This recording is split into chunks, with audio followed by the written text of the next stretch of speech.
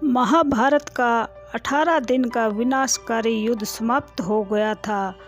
उस 18 दिन के युद्ध ने द्रौपदी को 80 वर्ष जैसा कर दिया था, मानसिक रूप से भी और शारीरिक रूप से भी।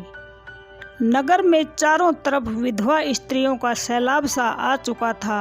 अनाथ बच्चे असहाय घूम रहे थे और पुरुष तो कहीं दूर दूर तक भी दिखाई नहीं दे रहे थे। उन सब की महारानी द्रौपदी हस्तिनापुर के महल में बैठी हुई एक विनाश के बारे में सोच रही थी कि कैसे सब शून्य हो गया। तभी श्री कृष्ण भगवान उनके कक्ष में दाखिल हुए तो द्रौपदी दौड़कर उनके शरीर के लिपटकर रोने लगी। श्री कृष्ण ने उन्हें रोने से रोका नहीं, बल्कि उनका सिर को सहलाते हुए धीरे धीरे अपने से दूर करके पास में ही बिछे हुए एक पलंग पर बैठा दिया और उनको रोने दिया। द्रौपदी ने कृष्ण भगवान से कहा कि यह सब क्या हो गया सखा, ऐसा तो मैंने कभी भी नहीं सोचा था। कृष्ण ने कहा कि नीति बहुत ही क्रूर होती है द्रौपदी, वह हमारे सोचने के अनुसार नहीं चलती। नियति हमारे कर्म को परिणाम का रूप दे देती है।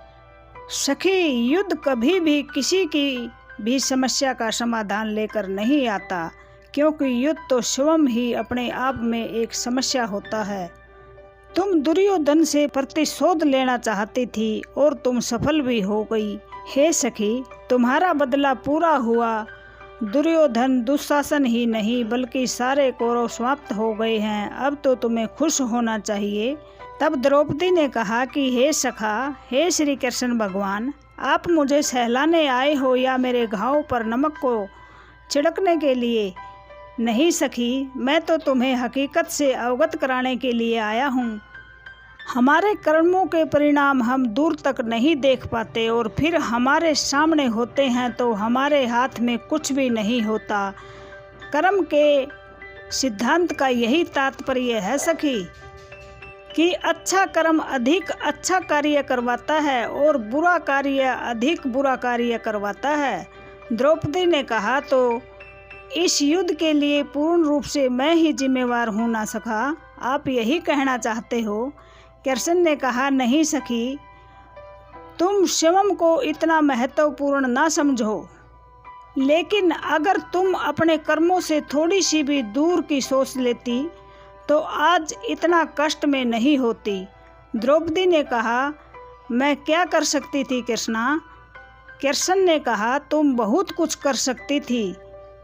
द्रौपदी, जरा याद करो, युद्ध से पहले जब मैं हस्तिनापुर शांति का दूत बनकर जा रहा था, तब तुमने मुझसे कहा था, मैं कोई नॉर्मल स्त्री नहीं हूँ कृष्ण, हवन कुंड से उत्पन्न हुई द्रौपदी हूँ, महाराज द्रुपद की पुत्री हूँ, धृष्टद्युम्न राजकुमार की बहन हूँ, 5 महारथियों की पत्नी हूँ और 5 महारथियों की माँ हूँ। इसलिए मुझे शांति नहीं, युद्ध चाहिए।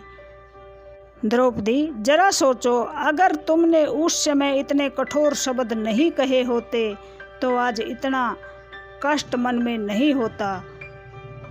जब तुम्हारा स्वयंवर हो रहा था और कर्ण मछली का निशाना लगाने के लिए आने लगे तो तुमने उनको बीच में रोक दिया। अगर उनको तुम बीच में नहीं रोकती तो शायद भरी सभा में वह तुम्हें वैसा न कहते। माया महल में दुर्योधन के पानी में गिर जाने से अगर तुम दुर्योधन को अंधे का अंधा नहीं कहती तो क्या पता तुम्हारा चीरहरण भी नहीं हुआ होता। इसलिए हमारे शब्द भी हमारे कर्म होते हैं द्रौपदी, और सभी को बोलने से पहले तोलना जरूर चाहिए। बहुत ही जरूरी हो तभी बोलना चाहिए। संसार में मनुष्य ही एकमात्र ऐसा प्राणी है जिसका जहर दांतों में नहीं बल्कि उनके शब्दों में होता है। इसलिए शब्दों का प्रयोग हमेशा ही सोच समझकर करना चाहिए। ऐसे शब्दों का प्रयोग कीजिए जिसे किसी की भी भावना को ठेस न पहुँचे।